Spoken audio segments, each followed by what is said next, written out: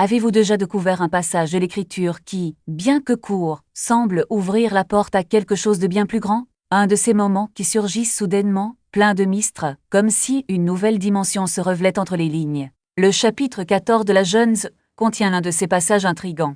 Là, Abraham, fraîchement sorti d'une bataille victorieuse, avec la poussière de la confrontation encore accroutue à ses vêtements, revient après avoir sauvé son neveu Lot. C'est à ce moment qu'entre en scène un personnage singulier, un homme sans origine, connu, sans arbre généalogique, sans explication préalable. Un roi, un prêtre, un étranger d'une ville dont le nom résonne à travers les siècles, Melchisedec, roi de Salem. Il apporte avec lui du pain et du vin. Il est décrit comme un prêtre du Dieu Trozo. Dans Genèse 14, 18, il bénit Abraham et aussi Dieu. En réponse, Abraham lui donne la dîme de tout ce qu'il possède. Et puis, aussi soudainement qu'il est apparu, Melchisedec disparaît du récit. Il n'y a aucune mention de sa mort, aucun adieu, aucune tombe, aucune descendance.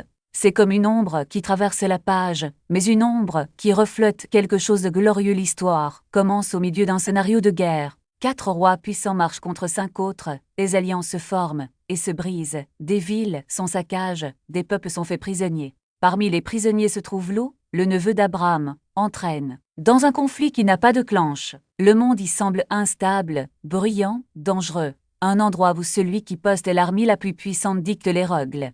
Lorsqu'Abraham apprend que Lot a été pris, il ne reste pas un spectateur distant. Il rassemble ses hommes en traîne, force modeste comme pari aux armées des rois, et se lance à la poursuite des envahisseurs. Le texte avance rapidement.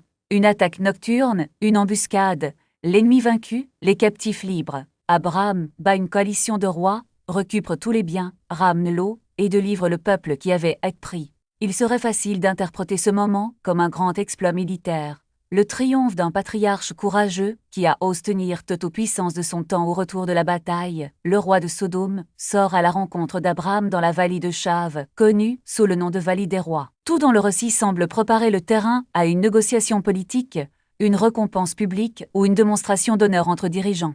Mais soudain, sans avertissement ni préparation, un personnage d'Ifre apparaît sur la scène. Il ne faisait pas partie des rois en guerre, il n'était jamais apparu auparavant dans l'histoire. Il n'y a ni arrière-plan, ni ligny, ni explication. Il est présente uniquement comme un prêtre du Dieu Trozo, et le lecteur ressent le poids de ce titre sans plus de détails. Au milieu d'un chapitre violent, Melchisedec n'arrive pas avec des armes ou des soldats, mais avec des gestes simples et profonds, du pain et du vin, des paroles de bénédiction. Il bénit Abraham au nom du Dieu Trozo, propriétaire des cieux et de la terre, et bénit Dieu pour avoir livré ses ennemis entre les mains d'Abraham. Avec cette bénédiction, le sens de toute la bataille est transformé. La victoire cesse d'être un exploit humain et devient une action divine. Dans un domaine où les rois se battaient et où le pouvoir terrestre semblait dominer, un prêtre silencieux semble déclarer que la véritable source de la victoire était le Dieu Trozo, qui règne sur tous les conflits, royaumes et résultats. Melchisedec est l'un des personnages les plus énigmatiques de l'Écriture, mentionne seulement 3 fois dans toute la Bible. Chacun de ces passages agit comme une fenêtre qui s'ouvre sur une réalité plus large, ajoutant de la profondeur et de la clarté à qui il était à ce que représente son rôle. Ensemble, ces 3 apparitions forment un fil conducteur discret, mais puissant qui va de la Genèse au Psaume jusqu'au Nouveau Testament, pointant vers le sacerdoce éternel du Christ. La première fenêtre est Genèse 14, où Melchisedec apparaît sans introduction. Après qu'Abraham ait sauvé Lot et vaincu les rois, ce roi prêtre apparaît, identifie comme le roi de Salem et prêtre du Dieu Trozo. Il offre du pain et du vin, bénit Abraham et déclare que c'est le Dieu Trozo qui a livré les ennemis entre ses mains. Abraham, à son tour, lui donne la dîme de tout. Dans cette brève rencontre, Melchisedec est à la fois royal et sacerdotal, supérieur à Abraham en autorité spirituelle, mais lui servant de la nourriture et des bénédictions. Le texte le présente comme un prêtre roi qui se tient en dehors des structures ultérieures du sacerdoce d'Israël. La deuxième fenêtre s'ouvre sur le psaume 110, un chant royal adresse à un futur roi, que le Seigneur appelle mon Seigneur. Au verset 4, le ton passe de la royauté au sacerdoce. Tu es prêtre pour toujours, selon l'ordre de Melchisedec. Ici, Melchisedec devient le modèle d'un roi prêtre promis, encore à venir. Ce sacerdoce est décrit comme éternel, d'Ifre du sacerdoce temporaire et héréditaire de la lignée d'Aaron. Le psaume unit trône et autel, gouvernement et intercession, utilisant le nom de Melchisedec, comme modèle d'un règne sacerdotal qui n'aura pas de fin. La troisième fenêtre se trouve dans Hébreux 7, où l'auteur du Nouveau Testament explique ce que Melchizedek a toujours souligné. Il ne le présente pas comme un rival du Christ, mais comme une ombre, un type, une figure prophétique.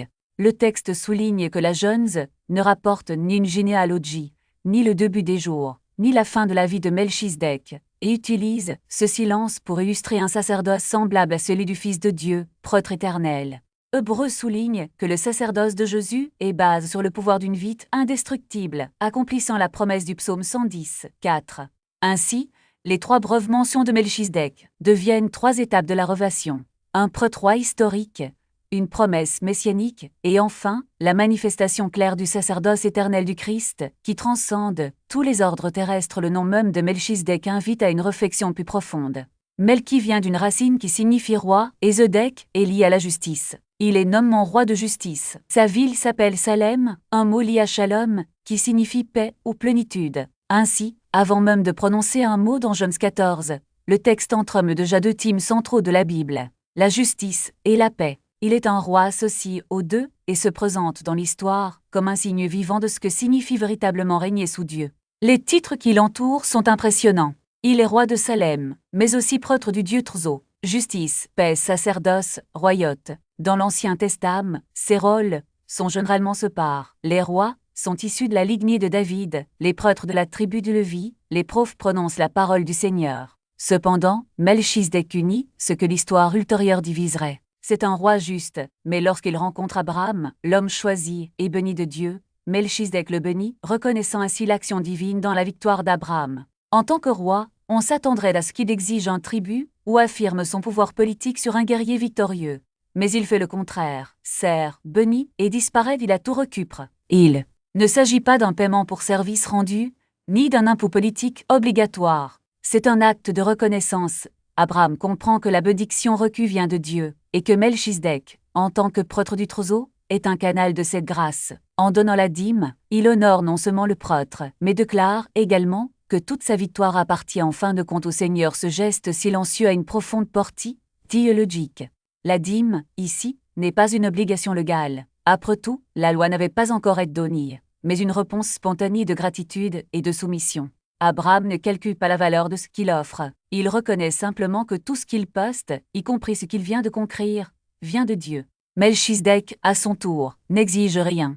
Il bénit, sert et donne la dîme comme signe que l'autorité sacerdotale est reconnue et non imposée. La scène contraste fortement avec ce qui viendra plus tard. Dans le système lévitique, la dîme serait régulièrement liée au culte et au maintien du sacerdoce. Mais ici, dans la vallée de Salem, la dîme est un pur acte de foi, une reconnaissance que Dieu est la source de toute bénédiction. L'auteur de l'Épître aux Hébreux, des siècles plus tard, soulignera ce détail pour montrer la supériorité du sacerdoce de Melchizedek sur celui des Lévites. Si même Abraham, le patriarche dont descendraient les prêtres d'Israël, adonne la dîme à Melchizedek, cela signifie que le sacerdoce de ce dernier est plus grand, non pas à cause du mérite humain, mais parce que son ordre est antérieur, plus large et directement basé sur Dieu. La dîme d'Abraham n'est donc pas seulement un geste historique, mais un symbole prophétique. Elle désigne un sacerdoce qui transcende les structures temporelles, un sacerdoce qui, comme celui du Christ, ne dépend pas des généalogies ou des rituels, mais du choix souverain de Dieu. La scène se termine aussi vite qu'elle a commencé.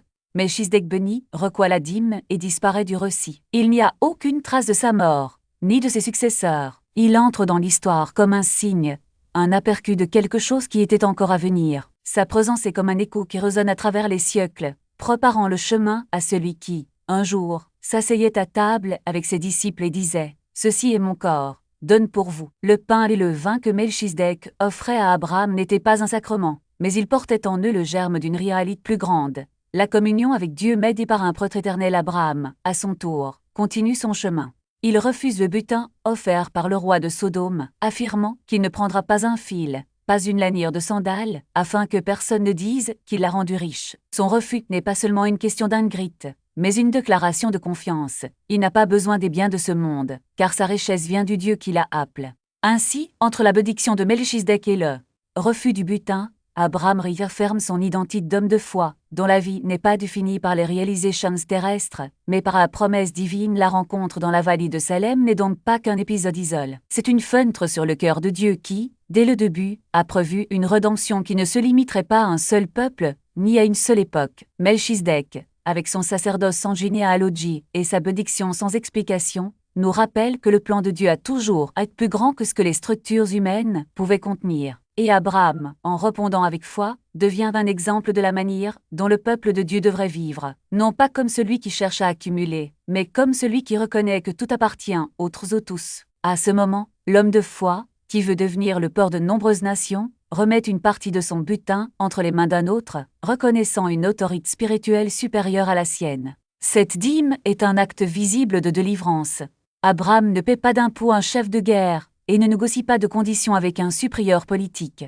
Il répond à une bénédiction sacerdotale par une expression concrète d'honneur. La dixime partie qu'il propose est un symbole, pointant au-delà des biens matériels eux-mêmes. En donnant une partie de ce qui pourrait témoigner de sa force, Abraham déclare que la victoire ne vient pas de lui. Elle appartenait au Dieu Trozo, possesseur des cieux et de la terre, comme venait de le proclamer Melchizedek. La dîme dépose ses confessions aux pieds du prêtre qui la prononcie à haute voix. Hébreux s'être réfléchi sur cette scène, et en dégage le sens. Il nous rappelle que le plus petit est béni par le plus grand. Melchizedek bénit Abraham, et Abraham donne la dîme à Melchizedek. L'ordre compte. La bénédiction va du plus grand au plus petit. La dîme coule de celui qui reconnaît ce plus grand vers celui qu'il représente. Abraham n'en est ni diminu, ni honteux. Au contraire, son acte d'honorer le prêtre désigné par Dieu révèle la profondeur de sa foi. L'homme qui croyait aux promesses de Dieu se soumettait également à l'œuvre actuelle de Dieu par l'intermédiaire d'un roi prêtre qu'il n'avait jamais rencontré auparavant. Dans cette optique, donner la dîme dans Genèse 14 est un acte d'adoration. Les mains d'Abraham lui livrent ce que son cœur avait déjà abandonné, le crédit, la gloire et le droit de définir le sens de cette victoire. Il ne s'accroche pas au butin comme preuve de sa propre grandeur. Il en remet quelques-uns entre les mains de Melchizedek pour témoigner qu'il est sous la bénédiction et l'autorité du Dieu Trozo. Abraham savait à qui il se trouvait, un vrai prêtre du vrai Dieu. Votre dîme devient une puissante image initiale de loyauté envers le Dieu qui accorde la victoire et établit le sacerdoce qui pointe vers le Christ. Les Écritures décrivent souvent l'Ancien Testament comme un lieu d'ombre, des événements réels, des personnes réelles, des institutions réelles qui suggèrent quelque chose de plus grand. Melchizedek appartient à cette catégorie. Votre vie, telle qu'elle est enregistrée dans la Bible, est comme une ombre projetée sur la page.